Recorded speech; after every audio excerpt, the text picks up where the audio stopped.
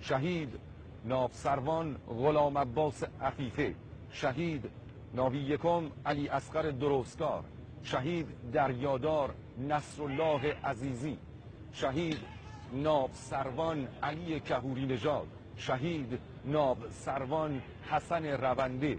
و شهید دریادار محمد ابراهیم همتی و شهید ناوسروان حمید قهرمانی و 10 شهید و 100 شهید سرفراز دیگر که در حراست و حفاظت و پاسداری از آبها و مرزهای دریایی کشور عزیزمان ایران عاشقانه بر قلب دشمن تاختند و این آرامش و امنیت را به همه ما هدیه دادند. یاد و خاطره همه شهیدان سرفراز را گرامی می‌داریم.